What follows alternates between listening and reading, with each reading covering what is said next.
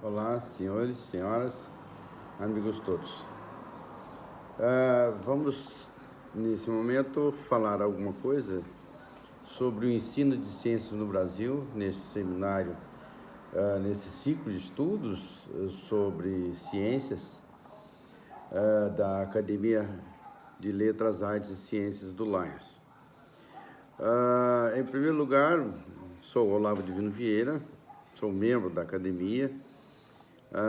Minha formação é física, em primeiro lugar. Tenho mestrado e doutorado em física pela Unicamp, em Campinas. E uma vivência bastante longa de ensino de física e de ciências por mais de 30 anos. É importante lembrar que também nós fizemos alguns trabalhos ligados à área do ensino de ciências, porque pertencia a um grupo de ensino de ciências e física no Rio de Janeiro. Fiz parte do Fórum de Reitores das Universidades Públicas do Rio de Janeiro para o treinamento de professores da rede pública em vários polos do estado do Rio de Janeiro. E participei também de alguns simpósios nacionais e internacionais sobre o ensino de física e de ciências. Primeiramente, gostaria de dizer que as primeiras ideias de unificar o ensino de ciências no Brasil é estabelecer uma unidade nos currículos. Foi, pelo menos nos conteúdos, foi a iniciativa do imperador Dom Pedro II, no final do século XIX, quando foi criada a Escola Nacional de Agronomia Veterinária, com fundamentos no ensino de ciências, implantado nos currículos no segundo segmento do ensino fundamental, antigo ginásio, em 1837, já o ensino de ciências, nas escolas do ensino médio, fundamental e ensino médio. Claro que foi para que a antiga Escola Nacional de Agronomia Veterinária, fundada por Dom Pedro, fosse realmente um polo de ensino de ciências adequado. Essa escola foi toda equipada com instrumentos de ensino e pesquisa, dos mais modernos equipamentos da época, o que tornou a universidade a melhor universidade do Hemisfério Sul nos estudos de ciências agrárias, recebendo alunos de convênio de vários países do mundo. E eu posso dizer, amigos, que fui testemunho disso quando lá fui professor, com cerca de 25 anos, e encontrei equipamentos do final do século XIX e início do século XX, importados, a maioria da Dairolles francesa, e pude constatar que os equipamentos que foram usados na implantação da Escola de Agronomia Veterinária por Dom Pedro foram equipamentos de grande importância e de grande vetor para o melhor ensino de ciências. Eu posso dizer, avançando um pouco mais no ensino de ciências, já no século XX, nós podemos dizer que em 1946 é instaurado na Universidade de São Paulo o IBEC, o Instituto Brasileiro de Educação, Ciência e Cultura, com uma principal função, que era o ensino de ciências mais prático e atualizar os conteúdos com convênios, usando de convênios de pós-guerra com os Estados Unidos. O MEC conseguiu trazer para o Brasil um projeto chamado Projeto Harvard, que preconizava isso já nos anos 50, na década de 50, que já preconizava um melhor ensino de ciências físicas e matemáticas. Isso foi decorrente de um esforço americano no sentido de melhorar a qualidade da segurança, exatamente no momento da Guerra Fria, da disputa americana com os soviéticos na segurança do mundo na época. E o Brasil, como membro do grupo de países do Ocidente, foi beneficiado com esse convênio e trazido para cá o chamado Projeto Harvard. E o Projeto Harvard trouxe no seu bojo um grupo de estudos, ou melhor, um conjunto de estudos chamado PSSC. Esse PSSC é o Physical Science Study Committee, ou Comitê de Estudos de Ciência Física, porque a pesquisa básica para o desenvolvimento de equipamentos para a segurança, essa coisa toda, previa uma melhor formação prática dos alunos das escolas, tanto nos Estados Unidos quanto também nesse projeto trazido para o Brasil. E eu posso dizer que fez parte da equipe de professores treinados dentro do projeto Harvard, professores que depois se destacaram no ensino de ciências de física aqui no Brasil. Entre eles o professor José Goldenberg, que depois foi ministro da Ciência e Tecnologia e também membro da Academia Brasileira de Ciências, Rodolfo Caniato, depois até foi meu professor na Unicamp, Antônio de Souza Teixeira Júnior, que era o que grande colaborador e também gestor lá do IBEC, lá na Universidade de São Paulo, que era o grande fabricante de equipamentos dentro do IBEC para o ensino de aulas práticas de física e de ciências, o professor Pierre Lucie, o professor Oscar Sala, todos eles foram membros, ou melhor, fez parte do grupo do projeto Harvard. Com a introdução do ensino prático de ciência nos conteúdos de física, química e biologia, o IBEC desenvolveu equipamentos de laboratórios para as aulas práticas, embora o governo tenha importado diversos equipamentos de laboratório, filmes científicos e livros e bibliografias para o ensino prático, todos eles dentro do programa chamado do projeto Harvard, mas dentro do programa PSSC. E eu até pude depois, mais tarde, na Unicamp, ter acesso a esses equipamentos e também a essas bibliografias e livros de ensino prático de ciências. Após o treinamento dos professores do projeto Harvard, muitas escolas, colégios, faculdades passaram a usar o ensino prático como método de ensino de ciências básicas. Todas as escolas tinham um acervo de equipamentos e livros, como também de laboratórios para aulas práticas. Mas a maioria dos professores que já lecionavam ciências físicas, ciências básicas no segundo segmento do ensino fundamental e no ensino médio, não tinham a formação prática específica para o ensino de aulas práticas. Muitos deles eram profissionais oriundos da medicina, eram médicos, dentistas, engenheiros, sem licenciatura plena específica para a função. Logo, a proposta só ficou no papel e as aulas práticas e de laboratório foram esquecidos. Em 1975, inicia-se a implantação da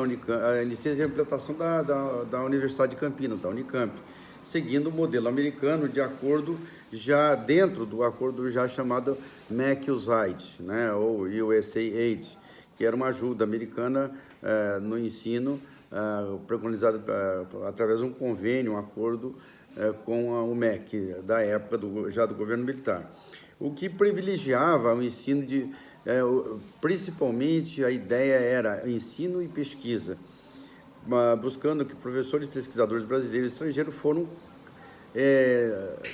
captados pela Unicamp. Todo o acervo, não só de equipamentos, como de laboratórios, como também bibliografias básicas, mas, acima de tudo, grandes professores brasileiros que estavam ainda ligados a laboratórios e principalmente Instituto de Pesquisa americano, foram todos captados pelo Brasil e trazidos pelo Brasil pelo governo militar, o que tornou a Unicamp um grande polo de desenvolvimento de pesquisas e também de ensino prático de física, matemática, biologia e química. Eu sou resultado disso, fui aluno nesse período, tanto na graduação como depois na pós-graduação, e pude ter o privilégio exatamente de ser aluno desses professores, trazido pelo Brasil. Unicamp, na época, era a universidade que podia contar o número de doutores, né, ultra especializados nas suas áreas respectivas. Tanto na física, era um grande número de professores já com formação na área de pesquisa, como também nas outras áreas de matemática, de química, de biologia. Então, as aulas, todas as aulas que nós tínhamos da formação básica eram ensino e pesquisa, já fazendo a iniciação científica já no segundo, terceiro semestre, quando nós iniciamos o curso, como também todas as aulas eram aulas teóricas e práticas simultâneas. Então, a maioria das nossas aulas eram em laboratório e nós tivemos uma boa formação de ensino prático, de ensino de laboratório. Com isso, todas as disciplinas cursadas, então, eram voltadas para a parte de laboratório, com física, matemática, química. Interessante que, na matemática, todo o início da computação no Brasil para o desenvolvimento de novos programadores, e nós também, da física, da química, da biologia, já tínhamos a obrigação de conhecer a linguagem de máquina, e nós já tínhamos também, ao lado da matemática, sempre o apoio para as nossas pesquisas. Claro que daí isso tornou possível, né, o desenvolvimento do Instituto de Pesquisa da Telebrás, chamada lá em Campinas, ao lado da Unicamp. Foi possível então montar o Centro de Pesquisa da Telebrás. A maioria dos técnicos eram oriundos lá da física da Unicamp, até do meu grupo lá de pesquisa, como também Eletrobras, foram muitos técnicos para a Eletrobras, para o INPE, o Instituto Nacional de Pesquisas Espaciais, foi todo ele montado com a maioria dos técnicos oriundos da Unicamp e do ITA. Até o primeiro presidente do INPE foi meu professor lá na Unicamp, que era o professor Nelson de Jesus Parada. O desenvolvimento de equipamentos de segurança e mesmo para os fins bélicos, a Embraer, né, na parte de aviação e produção de aviões, a maioria dos técnicos da Embraer, muitos deles são originários do ITA e eram originários também da Unicamp. A Embrapa desenvolveu grandes pesquisas usando técnicas de pesquisas físicas para a revolução na agricultura. Então, a Embrapa, a Unicamp, junto com o Instituto Agronômico de Campinas, tornou possível o início dos grandes técnicos, do grande desenvolvimento da Embrapa. Nós podemos dizer, na área da medicina, o INCOR em São Paulo e depois o Hospital da Unicamp, e mesmo lá os grandes hospitais de São Paulo, todos eles foram beneficiados não só com as pesquisas ou com os técnicos, né, desenvolvidos, treinados e desenvolvidos pela Unicamp, como também pela Universidade de São Paulo. Nós temos muitos técnicos do ITA, da Politécnica de São Paulo, da Escola Politécnica. Todo o projeto de desenvolvimento da energia nuclear, da Nuclebras, muitos dos meus colegas da Unicamp, contemporâneos meus, foram para a Alemanha para poder serem treinados para a montagem da usina nuclear de Angra. Todos eles originários da maioria da Unicamp e que foram meus contemporâneos. Podemos dizer o desenvolvimento das pesquisas de offshore, de prospecção de petróleo pela Petrobras, muitos deles originários dos grandes centros de pesquisa, tanto da Unicamp, quanto da Universidade de São Paulo, como de São Carlos. A CETESB, em São Paulo, que é um centro de desenvolvimento de pesquisas para o controle do meio ambiente, né? FEEMA, no Rio de Janeiro, e muitas outras, todas elas originárias do ensino de ciências com vistas exatamente a chamada, seguindo o programa de ensino e pesquisa, né? Com o governo militar, o advento da Lei 5.092, no final dos anos 60 e início dos anos 70, preconizava, né, aulas práticas e muito ao nível do ensino médio, acabou-se o científico clássico normal e introduziu-se um ensino prático nas escolas do ensino médio, principalmente. Mas os colégios podiam optar em ensino prático na área de humanas e ensino prático na área de ciências, física, matemática, química e biologia. Mas muitos deles, como não tinham professores ainda em condições de atender a essas aulas práticas, então a parte prática, na maioria dos casos, foram esquecidas, né? Então, a Lei 5.692 acabou não pegando diretamente com a ideia da formação, por exemplo, de novos pesquisadores e assim por diante, e nem mesmo retomou-se o chamado PSSC. Começou a centrar as generalidades no currículo básico de ensino de ciências, diminuindo o tempo de conteúdo das áreas de ciências e privilegiando a área de humanas. E aí isso acabou exatamente com o projeto e a proposta da Lei 5.692. Então, o ensino de física, química, matemática, né? Na época eu pude constatar que estive lecionando em vários colégios de Campinas, tanto da rede estadual do Estado de São Paulo quanto escolas privadas. A maioria não tiveram condições de montar, ou melhor, de tornar possível, por exemplo, a realização de aulas práticas, porque o próprio currículo básico deles não privilegiava aulas práticas em laboratório, privilegiava mais assuntos outros, temas outros, né, principalmente privilegiando mais a área de humanas, por ideias de pedagogos da época, e esquecendo já a parte, por exemplo, de buscando exatamente a parte de ciências humanas em relação, dando mais importância para as ciências humanas do que em relação ao ensino de ciências prático que nós buscávamos na época. Eu mesmo, nessas escolas, pude encontrar laboratórios, a maioria dessas escolas com grandes laboratórios, ainda encaixotados em algumas salas, e nunca eram montados e nunca eram privilegiados no currículo tempo para exatamente uma aula prática em laboratório. Então, eu que acabei muitas vezes nessas escolas colocando para funcionar aulas de laboratório em relação às aulas teóricas, né?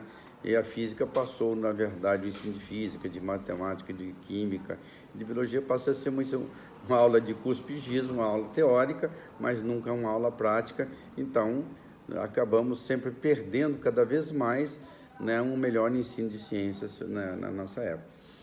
Com as novas leis de diretrizes e bases da educação de 1996 e depois com a edição dos chamados parâmetros curriculares nacionais, privilegia cada vez mais, né, o ensino de generalidades dos conhecimentos, com a introdução de muitas outras formações, em desrespeito à formação básica no ensino fundamental, principalmente das aulas práticas no ensino de ciências, né, tornando o ensino de ciências muito mais político e menos formador de conhecimento nessas áreas.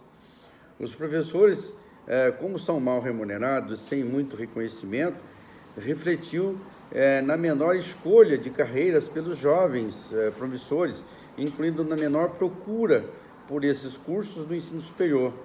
E o descuido do governo na melhor formação, muitas faculdades ou universidades, formadores de professores, fecharam os seus cursos.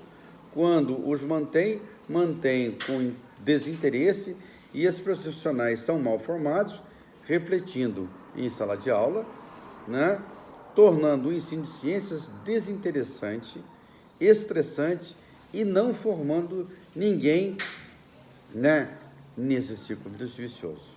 Refletindo até na formação de profissionais de formação técnica a nível médio, com exceção apenas na área de informática e transmissão de dados, mesmo esses profissionais mal sabem o que está por detrás daqueles atos de apertar botões e o resultado daquilo que eles conseguiam chegar, mas sem noção básica do que aquilo representava.